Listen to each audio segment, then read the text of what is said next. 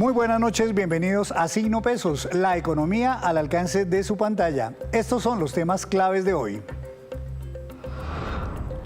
En riesgo la generación de nuevos empleos.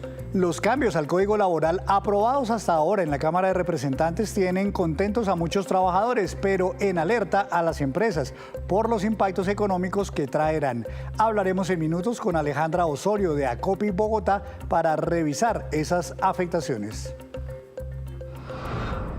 Alerta por una crisis generalizada. Los gremios del sector eléctrico advirtieron hoy que las billonarias deudas del gobierno con el sector eléctrico podrían provocar un colapso en todo el sistema. Además, advirtieron que en diciembre ya se sentirá el faltante de gas. Les tenemos los detalles. Nuevo bajonazo de la acción de Ecopetrol. El título de la petrolera colombiana cayó hoy fuertemente por la baja mundial del precio del petróleo. Sin embargo, también afectaron las noticias sobre los cargos en contra de la campaña Petro Presidente y de sus directivos.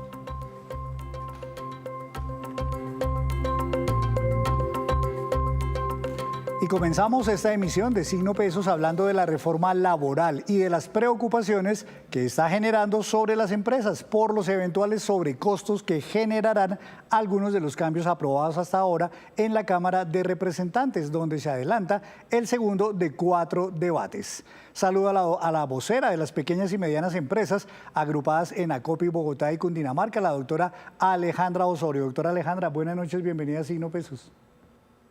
Muy buenas noches, Henry, para ti y para toda la audiencia. Aun cuando todavía, doctora, no termina este segundo debate en la plenaria de la Cámara de Representantes y quedarán faltando todavía otros 2 debates, ¿cuál es la preocupación que ustedes han manifestado desde ahora por los sobrecostos, el incremento que tendría el pago de nóminas en las empresas de todos los sectores prácticamente en el país? Bueno, empecemos señalando un asunto que creemos es fundamental para entender la implicación y la gravedad de esta reforma laboral. Esta es una reforma que solamente cobija al 25% de las personas en edad de trabajar, es decir, las personas que se encuentran ya en edad de poder ser productivas para la sociedad y aportar al desarrollo del país. Esto es muy importante tenerlo en cuenta porque cuando uno ve que es un universo tan reducido al que le va a aplicar, se pregunta ¿y qué pasa con todo ese otro universo que necesita también acceder al mercado laboral? Y allí hemos centrado parte de nuestras preocupaciones. Y la segunda preocupación tiene que ver con que el aumento de estas cargas para la pequeña y la mediana empresa pueden generar una situación de inviabilidad y de fluctuaciones en el flujo de caja que pueden afectar la posibilidad de continuar la vida de las empresas, y esto es muy grave porque eso restringe nuevas contrataciones y por supuesto genera un proceso de desformalización de la economía mayor al que ya tenemos, y esa es la preocupación. Entonces, el aumento de las cargas no es una cosa caprichosa, no quiere decir que las empresas estén en contravía a que los trabajadores tengan cada vez más derechos laborales, mejores garantías, mejores condiciones, incluso incrementos salariales, pero lo cierto es que hoy el desarrollo de nuestra economía, el desarrollo de nuestras fuerzas productivas es muy incipiente, y dadas estas normativas y esta nueva complejidad que se le va a generar a las empresas, lo que se puede generar es el efecto contrario al que se pretende. Entonces, ahí es donde está nuestra preocupación. ¿Han medido, doctora Alejandra, un porcentaje, por ejemplo, de incremento que podrían generarse sobre las nóminas de las empresas a raíz de todos estos cambios, aun cuando ahorita veremos algunos en particular? Bueno, los costos laborales y no laborales asociados a toda la reforma laboral podrían estar oscilando, según nuestros estudios de Acopi, entre un 17 y un 34%. Esto depende del tamaño de la empresa, de la actividad económica y de la cantidad de turnos que tengan que adecuar a la nueva normativa, que es una variable que también va a tener incidencias, además porque se suma la reforma laboral a la ya aprobada reducción de la jornada laboral, lo cual cuando se suma pues realmente deja unas dificultades y por supuesto una reducción del número de horas que se trabajan a la semana de manera productiva y por tanto de la capacidad de producir riqueza en nuestro país. Algunas voces dicen por ahí, doctora Alejandra, que esta reforma, por los sobrecostos que genera, no solamente no ayudaría a generar nuevos empleos, sino que eventualmente incluso puede incrementar la informalidad laboral. ¿Puede llegarse a esa situación? Digamos que cuando usted le pone la barrera cada vez más alta a las empresas, pues obliga a que el cumplimiento normativo sea cada vez más estricto, más alto y por tanto eso implica que las empresas tengan menor capacidad para cumplir. Y esto no solamente tiene que ver con los costos laborales, y esto es muy importante porque de pronto muchas personas que nos están escuchando pensarán que las empresas son tacañas y no se trata de eso. Primero, las utilidades empresariales en Colombia vienen disminuyendo de manera importante. Es decir, que no es cierto que son las grandes utilidades que se están quedando en los bolsillos de unos pocos o por lo menos no en el grueso de la micro, pequeña y mediana empresa. Y por otra parte, porque las empresas tienen otros costos que asumir que están complejizando y aumentando la falta de competitividad de nuestro país. Por ejemplo, los costos de la energía eléctrica, todos los temas asociados a los impuestos. Hoy los impuestos están creciendo por encima de los ingresos y de las ventas que tienen las empresas. Los temas inflacionarios, entre otros muchos asuntos relacionados con el comercio internacional, la competencia desleal que tenemos en productos nacionales con mercancías importadas como pueden ser las que llegan tanto por productos o por países que tenemos tratados de libre comercio como por otros que no tenemos acuerdos de libre comercio. Entonces, para señalar que sí hay un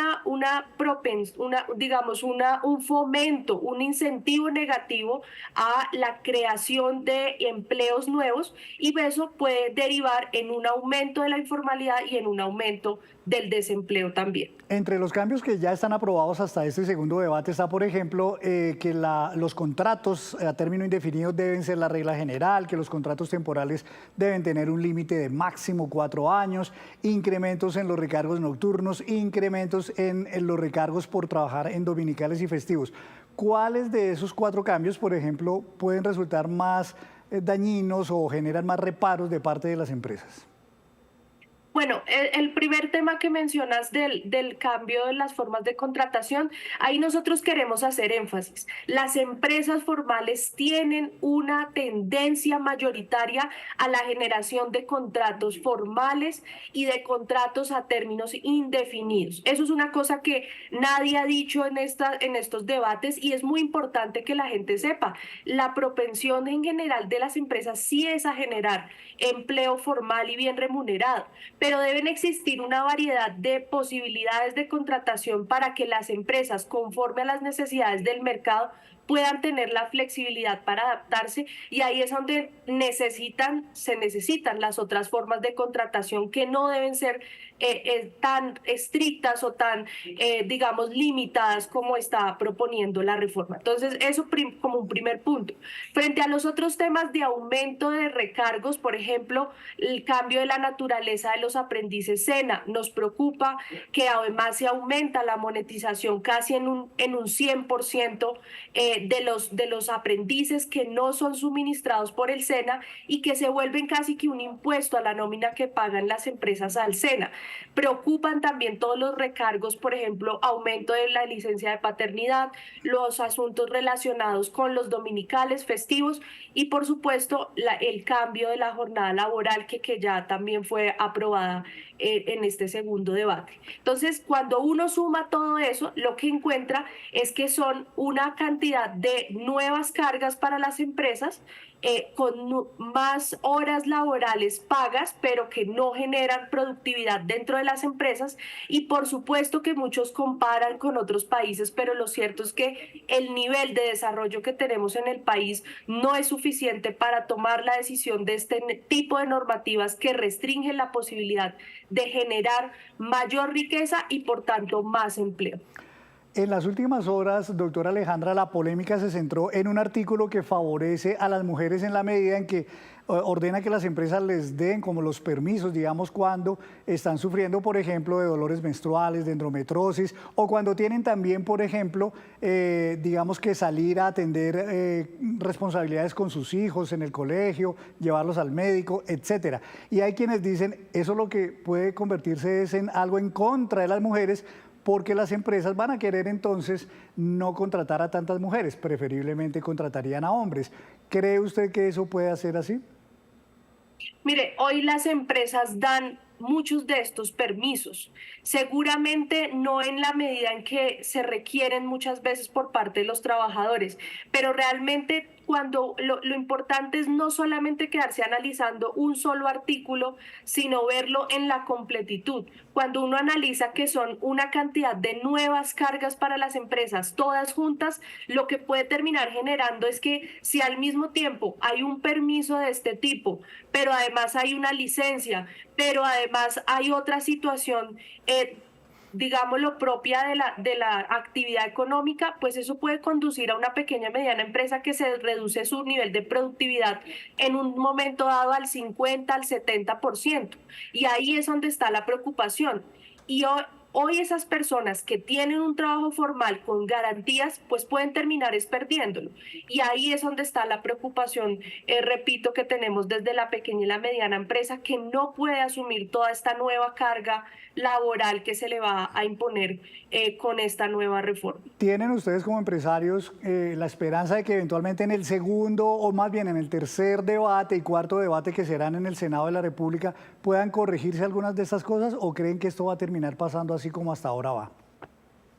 Bueno, primero hay que señalar que ya en el segundo debate por lo menos se elimina el artículo 8 que incrementaba entre un 100 y hasta un 200% dependiendo del caso específico las indemnizaciones, la tabla de indemnizaciones por despido sin justa causa, que es absolutamente legal y absolutamente legítimo que un empresario que despide sin justa causa a un empleado tenga que indemnizarlo con todas las garantías de la ley. Sin embargo, el incremento era muy alto y creemos que eso fue algo positivo que pasó en este segundo debate. Esperamos que entonces en el Senado podamos seguir teniendo estas conversaciones, llevando propuestas a todos los senadores para que, digamos, comprendan que la situación en la que hoy se encuentran las empresas puede ser muy apremiante y puede complicarse aún más de ser aprobada esta reforma junto con la reforma laboral y la reforma tributaria que se viene también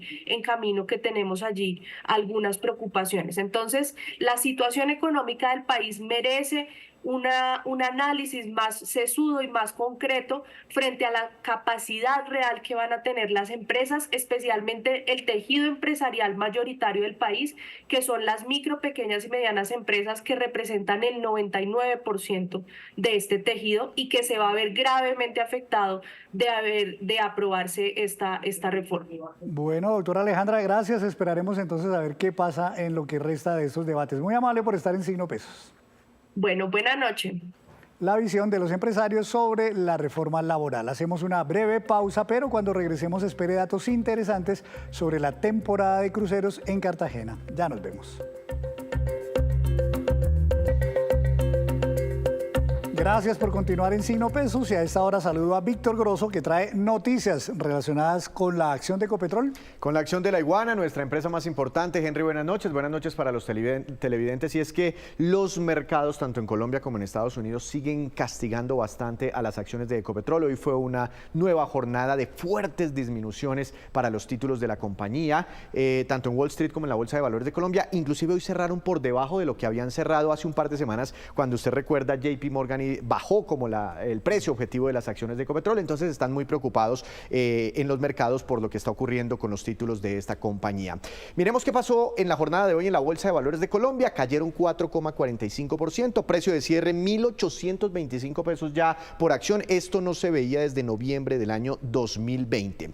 ¿Y qué pasó en Wall Street? Allí se les llama los ADR. Cayeron 4,20% hasta $8,67 por ADR. Y esto no se veía, Henry, inclusive lo voy a poner en esta gráfica, desde el mes de marzo del año 2020, cuando estalla la pandemia por el mundo y empiezan a masificarse los confinamientos en el planeta, y eso derrumba a los precios del petróleo y derrumba las acciones, a los mercados en ese momento. Entonces, mire, yo aquí tracé una línea azul hacia atrás, este fue el precio de hoy, y nos devolvimos a este punto, Henry, marzo de 2020. ¿Qué está ocurriendo últimamente con Ecopetrol? Está ocurriendo algo, y es que cuando el petróleo sube, las acciones de Ecopetrol no suben, se quedan como quietas o suben muy poquitico. Y cuando el petróleo baja con fuerza, hoy bajó con fuerza el petróleo por unos temas internacionales, eso se siente muy fuerte en las acciones de Ecopetrol. La semana pasada, por el tema de Oriente Medio, el conflicto en Oriente Medio, las tensiones en Oriente Medio, subió el petróleo más de un 10% y las acciones de Ecopetrol quietas, ni se inmutaron. Y hoy el petróleo echó para abajo y mire cómo se impactan negativamente las acciones de Ecopetrol. Dicen los analistas que esto está muy relacionado con el futuro incierto que tiene la compañía, tantos mensajes por ahí ambiguos, inclusive el presidente Petro diciendo que ahora Ecopetrol se tiene que dedicar a la inteligencia artificial y demás. Todo eso sumado a resultados financieros, ciertas preocupaciones por negocios que no se hicieron, en fin, tienen muy deprimidas a las acciones de Ecopetrol. Creo que en algo debió también afectar hoy, Víctor, cuando uno mira la curva en el día. En el último tramo, cuando se supo de la noticia del presidente, la investigación y el pliego de cargos que hizo el Consejo Nacional Electoral, seguramente pudo haber afectado y eventualmente mañana pueda seguir afectando. Lo dice usted porque el presidente de Ecopetrol, Ricardo Roa, exactamente, fue el gerente en su momento de la campaña presidencial. Y eventualmente eso agrava un poco su futuro, digamos, en la permanencia de la compañía, pero bueno, habrá que ver. Mientras tanto, miremos otra noticia que también es muy preocupante, Víctor. Los gremios más importantes del sector energético se unieron hoy en una contundente advertencia hecha al gobierno nacional por la posibilidad de una crisis, pero ya generalizada en el sector eléctrico, que podría provocar un apagón. Laura Rojas nos cuenta a qué se deben los problemas financieros de la que hablan los gremios eléctricos. Henry, usuarios de signo pesos, efectivamente, hoy los gremios del sector de la energía y gas advirtieron problemas financieros que están atravesando. ¿El por qué? En este momento el gobierno no se ha puesto al día con la plata que le debe a las empresas que han sacado de su bolsillo para los subsidios para generar el servicio de la energía para los estratos 1, 2 y 3, que esto suma 2 billones de pesos. También no se han puesto al día con 4 billones de pesos de la opción tarifaria que en su momento el gobierno dijo que iba a adoptar esta deuda. Sin embargo, pues recordemos que está atada a esta ley de financiamiento, reforma tributaria, que en este momento reposa en el Congreso de la República. Incluso los gremios del sector dicen pues que no están de acuerdo que se haya incluido este proyecto, sino que más bien debió estar como un proyecto alterno a esta ley de financiamiento y que incluso debía tener mensaje de urgencia para que sea aprobado. Hay otra deuda también de 1 billón de pesos, que esta es de la deuda de los usuarios oficiales que corresponde a colegios, hospitales y entidades públicas, lo que quiere decir que los gobiernos locales no le han pagado esta plata a las empresas de este sector de la energía y por eso esto suma 7 billones de pesos. Algunos gremios hablaron sobre las consecuencias que podría tener el país durante los próximos meses. Esto no es un regalo que hace el gobierno, esta es una obligación, esto es algo que se tiene que cumplir y que no es que simplemente nos digan que al final se tiene que hacer, porque estos recursos ya se han entregado al usuario y son necesarios para no poner tensiones al sector productor de energía y gas. ¿Qué estamos viendo? Que las empresas más pequeñas, fundamentalmente las públicas, son las que pueden ir cayendo en el camino y esas son las que van a ocasionar cortes en algunas regiones del país, en el Putumayo, en el Huila y en otros lugares que son las que no queremos. Las fuertes se van a mantener, pero muy seguramente eso nos preocupa. No pagar apaga. Lo que queremos es que no se apague, que paguen para no apagar el servicio, porque tenemos grandes dificultades. Empresas públicas, privadas, mixtas y por supuesto que las empresas más pequeñas. Y si hoy estamos en 7 billones de pesos, la situación puede ser mucho más crítica con la situación actual. ¿Por qué? Porque los consumos están incrementándose, porque a raíz de las dificultades que estamos viviendo. Pues bien, luego de que se dio esta reunión de los sectores de la energía en el país, de estos gremios, el ministro de Hacienda, por supuesto, se refirió. Dice que el país en este momento atraviesa problemas de caja y que se está evaluando cómo se va a entregar el dinero de estos subsidios que las empresas han sacado de su plata. Este dinero para pagar los subsidios para los estratos 1, 2 y 3. La caja no es solamente para minas. La caja es para toda la nación. Hoy los gremios estamos en una emergencia. Estamos caja y en este momento no estamos entrando en default con nadie, simplemente estamos dando los plazos que requieren. Otro de los temas importantes que se habló esta mañana en esta reunión de los gremios de la energía y gas, la presidenta de Naturgas, Luz Estela Murgas, confirmó que el país entraría en un déficit de gas a comienzos de diciembre. El 1 de diciembre el país tendría faltantes de gas. ¿Cuál es la razón? ¿Por qué se está agravando esta situación? Tiene que ver en parte por la sequía que está atravesando el país, pues las térmicas han permitido que el país no se vaya a apagones, pero para hacer funcionar esas plantas, pues se necesita de un mayor volumen de gas. También habló de unas posibles soluciones para que el país no tenga faltantes importantes para este servicio importante en las casas y también para poderse movilizar en el país. El déficit de gas comienza a partir del 1 de diciembre del 2024, que la única manera para evitar una interrupción del servicio es sumando gas importado y que si el presidente de la República no habilita esa posibilidad, estaremos ante un riesgo de racionamiento de gas natural para toda la demanda, incluida la de las familias colombianas, porque hoy 36 millones de colombianos tienen gas natural. Necesitamos que estas medidas se tomen de manera urgente e inmediata. Una conclusión que también salió esta mañana de esta reunión es para los hogares en Colombia y es que se tenga un ahorro importante en el servicio de gas y energía. En este momento, Bogotá, por ejemplo, tiene ahorro en el servicio de agua. Insisten que también debería ser para el servicio entonces de energía y gas y sobre todo porque viene una época importante como es Navidad y vienen estos alumbrados públicos. Gracias, Laura. Y antes de despedirnos los dejo con este dato. Comenzó hoy la temporada de llegada de cruceros en Cartagena, que se extenderá hasta el primer trimestre de 2025. Se espera la llegada de 166 cruceros en 23 fechas diferentes y en ellos vendrán un total de 402.800 turistas, sobre todo extranjeros. Según las autoridades, estos visitantes dejarán ingresos en la ciudad por el orden de 42.5 millones de dólares. Desde el año 2021, el número de pasajeros en cruceros a Cartagena ha crecido 342%, mientras que el número de barcos, cruceros que arriban a la Heroica ha aumentado en un 136%. Y así terminamos por hoy. Los esperamos mañana con una nueva emisión y toda la información económica que usted necesita saber. Esto es Signo Pesos, la economía al alcance de su pantalla. Buenas noches.